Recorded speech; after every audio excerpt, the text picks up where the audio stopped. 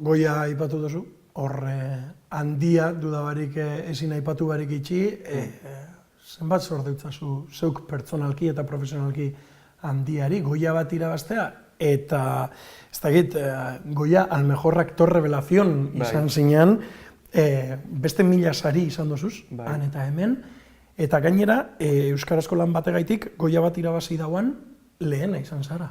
Lehen aktorea, bai. Lehen aktorea. Ez dakit euskaraz egondan pelikularen bat, arlo teknikoan agian saririk eraman duena, ez dakit, Ez dakit, nominazioak bai, behintzat, igual ez, lehenengo aktorea behintzat bai. Euskaraz lan egin dauena, bai. Ez dakit, enekok zelan jasotzen dauen guzti hori. Osea, hainbeste estimulo, hainbeste faktore, hainbeste notizi guzti horrek zelan kudeatzen dira zure barruan. Ba, ez dakit, nik ez ditut kudeatu oso ondo egia esan. Ze asko, disfrutatu nuen asko lan egiten, handia egiten eta zuzendari hauekin eta nire bizitzako esperientziarik ederrena izan da. Eta eman didana, ikaragarria da. Eta gaur egun lanean jarraitzearen arrazoi handienetariko bada, ezta.